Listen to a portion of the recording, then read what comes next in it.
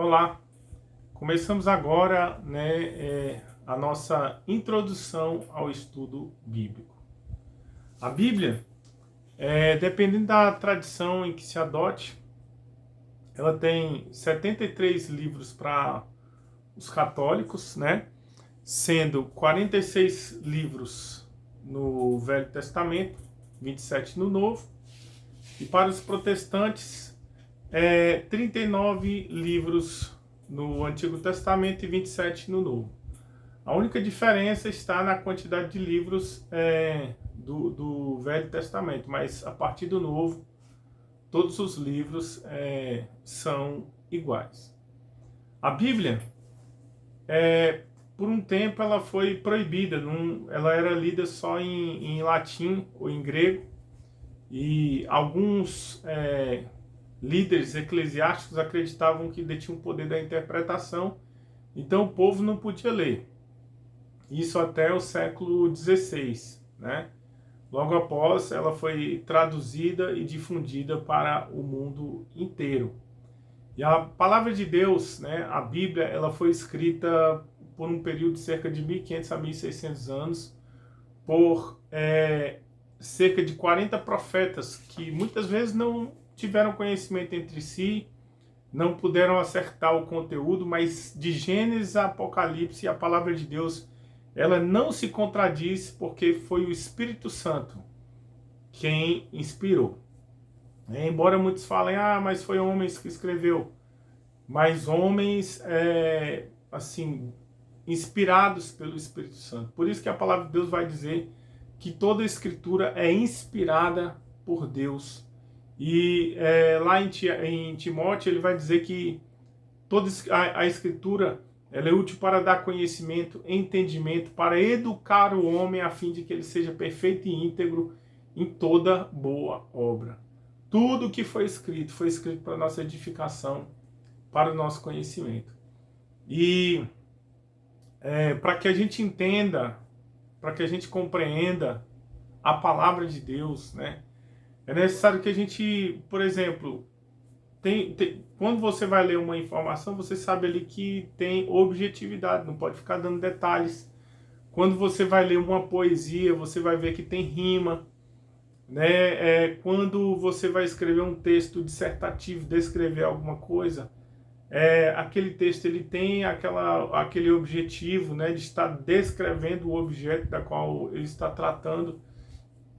E a palavra de Deus é do mesmo jeito, entendeu? A Bíblia, ela tem textos poéticos, textos proféticos, textos doutrinários, cartas, tem conteúdo, assim, apocalíptico, né? Que seria escatológico. Então, nós não podemos ler um texto poético como um texto da lei. Nós não podemos ler um texto da lei como a gente lê um texto doutrinário, né? E a Bíblia, a qual nós vamos estudar, ela é fundamentada, ela tem 66 livros, no caso 39 livros no Antigo Testamento e 27 no Novo, que se complementam, que através de uma revelação gradativa, ela vai revelando a vontade de Deus. Por exemplo, os 5 primeiros livros são os livros da lei, chamados de Pentateuco, que é Gênesis, Êxodo, Levítico, Números e Deuteronômio. Esses livros são os livros da lei de Israel até hoje.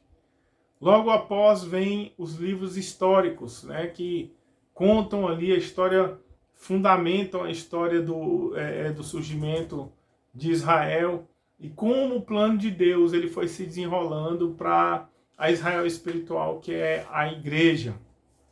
Então nós vamos ver ali, Josué, Juízes, Ruth, 1ª e 2ª Samuel, 1ª e 2ª Reis, 1ª e 2ª Crônicas, Esdras, Neemias e Esther. Esses livros são os livros históricos, se lê como história. Conta, né, a história da dinastia, das linhagens dos reis, como que Deus ele direcionou Israel, como que começou a dinastia de reis de Israel e o propósito de Deus ali para Israel. Logo após, nós temos os livros que na verdade são poéticos, né? Jó, Salmos, Provérbios, Eclesiastes e Cantares. Esses livros se lê como poesia, tanto é que os salmos, além de oração, também são cânticos, né? Ou seja, são livros poéticos. Logo após vem os profetas maiores, Isaías, Jeremias, Lamentações, Ezequiel e Daniel, 5 livros. Depois vem os profetas menores, Osés, Joel, Amós, Obadias, Jonas, Miqueias, Naum, Abacuque, Sofonias, Ageu, Zacarias e Malaquias, que são os profetas menores.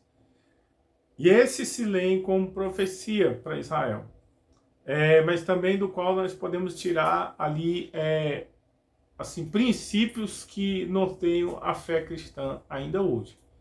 Logo após vem os evangelhos sinóticos, porque são parecidos entre si, mas contados, né, do ponto de vista de cada um que Deus levantou. Mateus, que foi escrito ali para os judeus para comprovar que Jesus é o Messias, né, é indicado pela lei. Depois vem Marcos, um evangelho simples, né, mas que tem o objetivo de demonstrar ali aos gregos que Jesus é o Filho do Homem. Depois vem Lucas, né, e João, que é um evangelho mais assim, universal. Então esses são os 4 evangelhos ou livros sinóticos. Depois vem Atos dos Apóstolos, Romanos, né, que é um livro doutrinário. Paulo escreve ali com o objetivo de demonstrar todo o seu entendimento da revelação e evangelizar não só romanos, que já estavam ali, já havia uma igreja cristã, mas também conseguir fundos para ir até os confins da terra, que eram os lados da atual Espanha. Eles consideravam o fim do mundo, né? Não conheciam outras terras, né?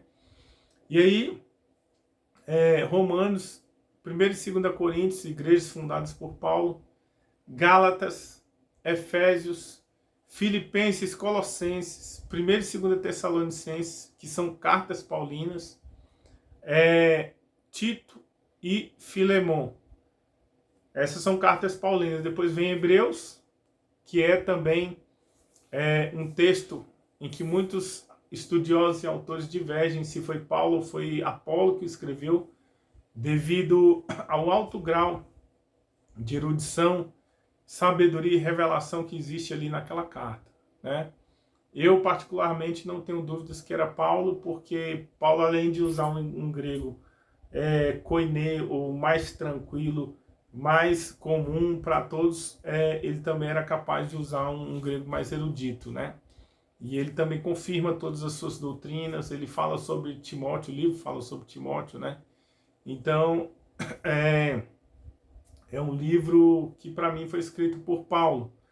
Depois de Hebreus vem Tiago, 1 e 2 Pedro, 1 e 2 e 3 João, depois Judas e finalmente Apocalipse, completando aí os 66 livros canônicos.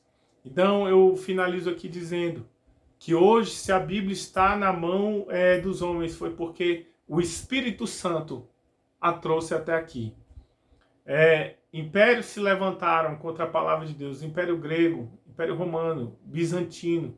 A Bíblia foi perseguida e tentou-se erradicar a palavra em todas essas épocas, né? Mas o Império Romano caiu, o Império Grego caiu, o Império Romano caiu. Há 2000 anos a Bíblia é o livro mais vendido.